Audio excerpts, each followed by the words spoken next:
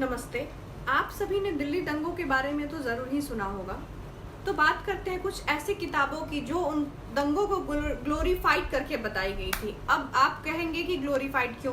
क्योंकि दंगे कभी भी सही चीज़ नहीं है।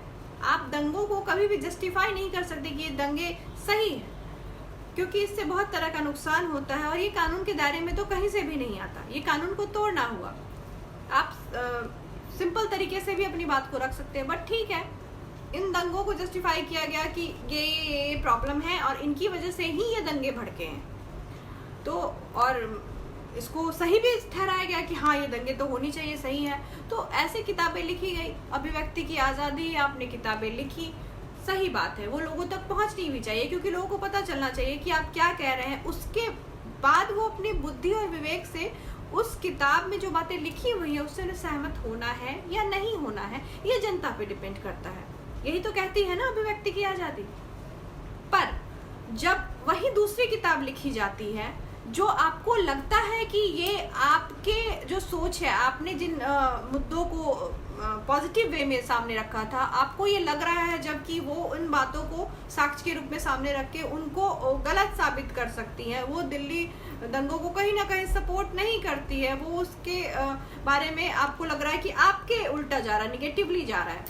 तो आपका क्या काम है कि जिस दिन उसका विमोचन हुआ उसी दिन आप उसको बंद करवाते हो कि नहीं, इसको पब्लिश नहीं होना चाहिए, ये गलत है, ये हमारे साथ गलत किया जा रहा है, ऐसा नहीं होना चाहिए। तो भाई, आपकी अभिव्यक्ति और हम करें तो कौन है ये व्यक्ति? ये कौन सा फंडा हुआ? आप जब अभिव्यक्ति की आज़ादी के नाम पे कुछ भी करोगे तो वो चलेगा, पर हम करेंगे तो वो नहीं चलेगा। एक ही टॉपिक पे दो अलग चीजें गलत कैसे हो सकती है? आप किताब लिख रहे हो अभिव्यक्ति की आज़ादी के नाम पे तो वो सही है, और अगर कोई और लिख रहा है तो वो गलत है। अभिव्यक्ति की स्वतंत्रता के ये ठेकेदार वो एक किताब से डरे हुए हैं। ये वो लोग हैं जो कि अभिव्यक्ति की स्वतंत्रता के नाम पे भारत तेरे टुकड़े होंगे कहने से बाज नहीं आते, इसके नारे धड़ल्ले से लगाते और कहते हैं कि ये अभिव्यक्ति की आज़ादी है। ये वो लोग हैं जो सुप्रीम कोर्ट के चीफ जस्टिस को प्रोस्टिट्यूट तक बोलते हैं। ये वो लोग हैं जो अभिव्यक्ति की स्वतंत्रता को अपने हिसाब से यूज करते हैं, किस वर्ड को, किस लॉ को कैसे यूज करना है, अकॉर्डिंगली इनके होना चाहिए।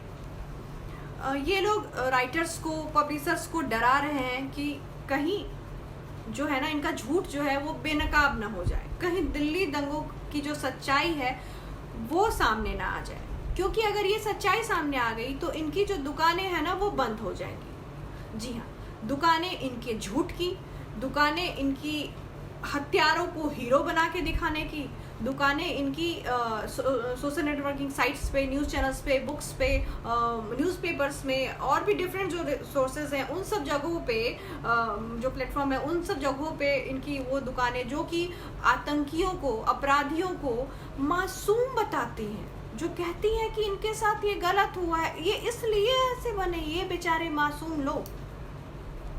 तो इनको डर है कि कहीं इनकी ये दुकानें ना बंद हो जाए। इन्हें हर उस चीज को समर्थन देना होता है जो कि राष्ट्र विरोधी है।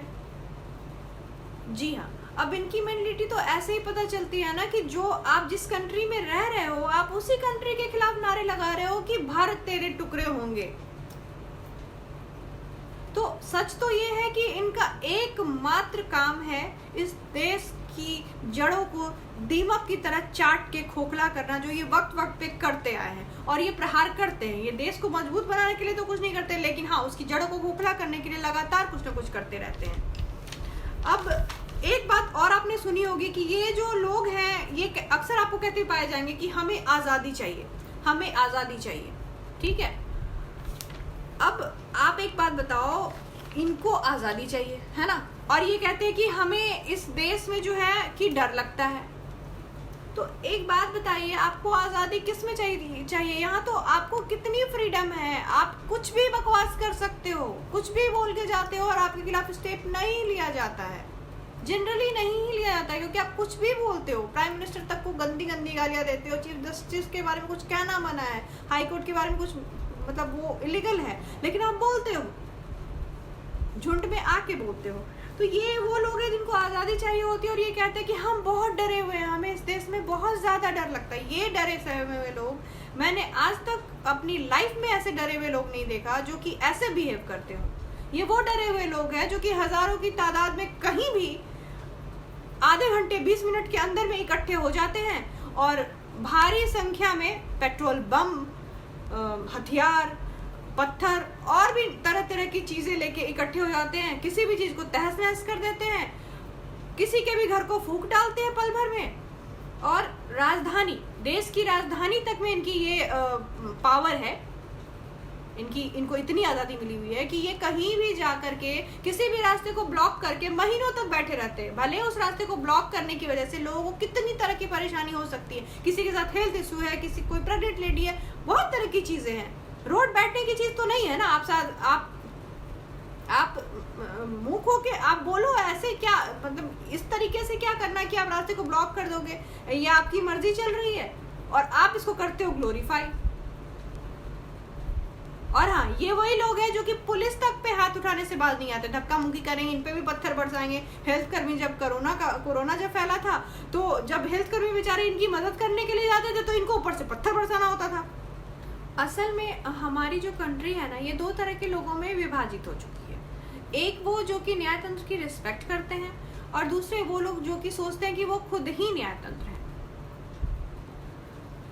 अब मैं ज़्यादा वक्त नहीं लेते हुए बस इतना कहना चाहूँगी कि ये जो बुक आ रही है, ये जब भी पब्लिश होगी आप इसे पढ़िएगा ज़रूर, क्योंकि पढ़ने से, हमारे यहाँ बोला गया कि पढ़ने से आपकी बुद्धि का विकास होता है। आप पढ़ोगे, अगर जो पहले भी बुक लिखी गई है अगर आप उसको भी पढ़ना चाहते हो, आप उनमें तुलना करना चाहते हो तो आप वो भी कर सकते हो। आप पढ़िए, क्योंकि पढ़ने से ही आपको क्लियर होगा कि कौन सी बात सही है, कौन सी बातें लॉजिकली गलत है, क्या चीज़ें होनी चाहिए, क्या चीज़ें नहीं होनी चाहिए। आगे आप क्या सोचते हैं, आप अपना क्या मत बनाते हैं, ये फैसला मैं आप पर छोड़ती हूँ। सत्यमेव जयते। Stay home, stay safe.